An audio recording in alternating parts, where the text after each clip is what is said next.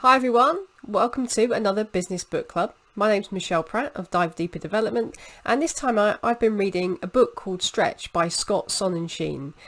Now the premise of this book is that he's trying to dispel the myth that more resources equals better results. He said we grossly overestimate the importance of acquiring more resources, and we grossly underestimate our ability to make more of what we have. He describes chasing like this treadmill mentality that the more resources we acquire, the faster the pace our mind sets on the treadmill, therefore the faster we run to keep up, and of course we don't actually get any further. So this really resonated with me. Had a lot of time to think over lockdown, starting to think I should do more of this, more of that. And actually I've had this inkling that maybe it's not about doing more. So I was interested to read the book and see if actually less is more. The book starts by describing the problem with what Scott Sonenshein calls the chase mentality. This is the mentality of always chasing, always looking for more, better, faster, more resources. He said there are 4 reasons why we do this. The first one is social comparison. As human beings, we are social creatures, and of course we have a natural tendency to compare ourselves to others to get an idea of where we stand. The problem is, of course, we tend to compare upwards, or what he calls upward comparison. We tend to compare with people who have more than what we do, and we tend to seek what they have, even if that doesn't necessarily make a better measure of how we get to where we want to be. He also talks about functional fixedness, meaning we tend to have a very fixed idea of what we see resources as being useful for. He gives the example of children being set a problem with getting a teddy off a shelf, helping him get down from the shelf by using a series of toys.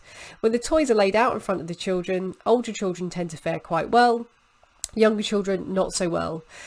In the second condition, the children were given the items, but the box was used as a container for the toys. In this experiment, the older children struggled. They didn't realise they could use the box. They saw the box only as a container. In that condition, the younger children actually did better and were more likely to see the box as a tool for getting the teddy from the shelf. So we tend to only think of resources as being useful for one thing, quite a fixed idea. He also talks about mindless accumulation and gives the example of a study where people were able to click on some software in exchange for some chocolate and get a reward. But of course they would have to give up the pleasant music they were listening to listen to a really jarring soaring sound. So incentive to get the chocolate but not to hear the sound. In this experiment, people clicked on the software multiple times to gain lots of chocolate, even though they were told they couldn't take the chocolate out of the room with them after the experiment. There was only so much chocolate they could eat before leaving. Despite this, people had a tendency to click an awful lot more and acquire an awful lot more chocolate than they could physically eat. So why did they do it? They had this chase mentality. They run this experiment a second time, by the way, with the amount of chocolates being capped, and they actually found that the people who had the amount they could acquire capped enjoyed the experiment a lot more than those who could acquire as much as they like. So chasing doesn't necessarily get you where you want to be, and it doesn't make you any happier either. The final one is resource squandering. He talks about 2 departments given some money to invest, and interestingly the department that had more resources to use squandered an awful lot more than the department who had less. He says that more resources can be useful to a point. They give you the opportunity and the freedom to experiment, but there does come a critical point at which having more resources makes you more wasteful and less effective. So what is the answer to having a chasing mindset? Well, of course, it's having a stretching mindset. And the book is full of examples of people who have used this stretching mentality. A few things they have in common is the willingness to act instead of using endless planning. Scott Sonenshein says that planning gives us a fixed idea of the future, and of course when you have a plan we have this confirmation bias. We seem quite wedded to it. This of course means we miss things that weren't in our original plan, and there may be opportunity to stretch our resources there, but it also means we spend a lot of time wasting a lot of time and resources planning for a future that may never happen. Good stretchers act and learn as they go. It allows them to adapt to the environment and see things as they really are, and to respond what's in front of them with whatever they have. He also talks about constraints, and he gives a fantastic example of a filmmaker making a really good film on a budget, literally using whatever he had to hand and even changing the storyline to fit the resources that he had. Is what allowed the film to get picked up. And this introduced this interesting idea that resources are created. So for example, if you take a rock, it has a quality in itself that it's heavy, but it's not until you use the rock that its value is really known. If you throw it, it could be a weapon. If you put it on paper, it becomes a paperweight. If you paint it, it becomes a canvas or a place of art.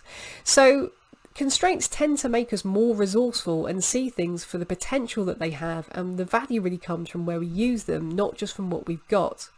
He also talks about frugality. Now, not being too frugal, of course, but when we adopt a frugal mindset, we tend to reuse things or recycle them, and it frees us from the convention of what those things should normally be used for. It also causes us to think long term and not think short term and be wasteful. Finally, it points out that resources can be a distraction. We can be distracted by chasing, and of course, it may not get any closer towards our goal. So what can we do to make better use of our resources? Well, here are just a few actually of the suggestions Scott Sonenshein makes in the book. No time to cover them all here, but some great tips. The first one is to just say no. If you're offered more resources, more money, or perhaps even if you're offered a promotion or the next level of job up, consider saying no. Don't always chase the new and shiny things. Consider that actually going to help you get to your aims. And I love this idea of thinking about what you really want and asking yourself, what resources do you need to get there, instead of just mindlessly chasing more. So can you use what you already have? Ask yourself this before chasing more. He also says we adopt a mindset of curiosity and go exploring. So expose yourself to new situations, new people, or vary your routine each week. Each week, try and do something different. Take a different route to work. Hold your meeting in a different venue. Invite different people to the meeting. Mix it up, and this rather than going on autopilot, mixing up our routine can make us more creative and look at our resources with new eyes. He also talks about new neighbours, so changing who you compare to. So if a chase mentality is caused by always chasing upwards, why not compare yourself to people who are really good stretchers or people who have what you want, or rather than always looking upwards to people we admire.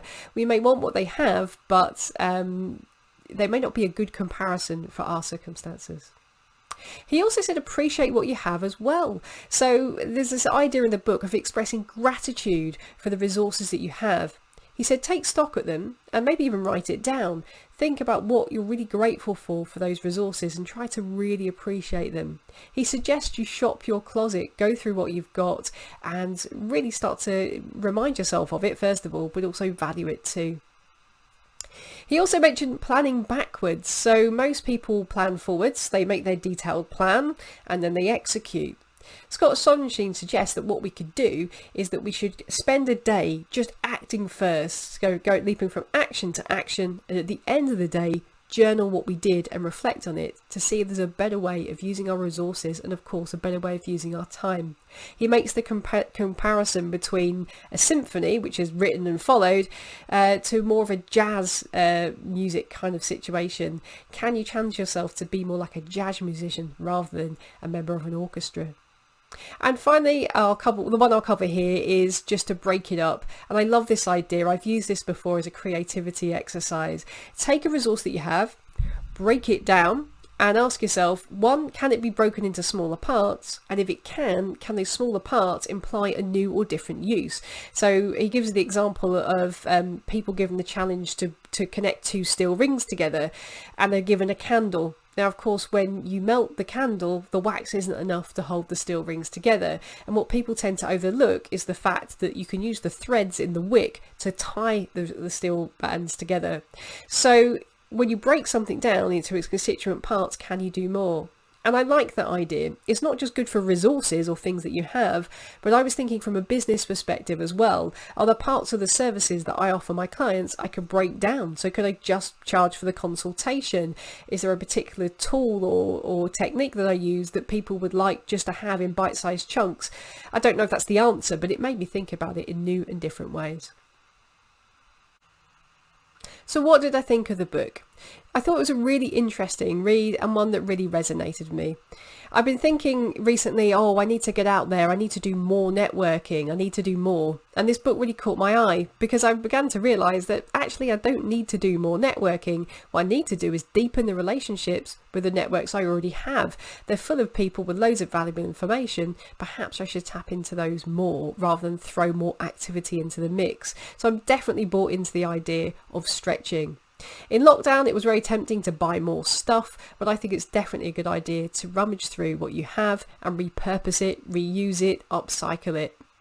In the book, there's lots of examples of both the chasing mentality and the stretching mentality, and at times I think it's a bit repetitive. It labours the point a bit too much with maybe too many examples. That said, it was interesting and it's easy to read, and it's also really easy to follow. In the book, there are lots of very clear, actionable ideas. In fact, Scott put a workshop at the end of the book, and you'd be hard pressed not to walk away from that with some fresh ideas about how to stretch your resources. So I'm sold on the idea, so that's been really useful for me, and I would definitely recommend the book. It may help you view what you already have with a fresh pair of eyes, and of course going forward, who knows what the future holds, resources may be more scarce. The good news is we don't necessarily need more of them.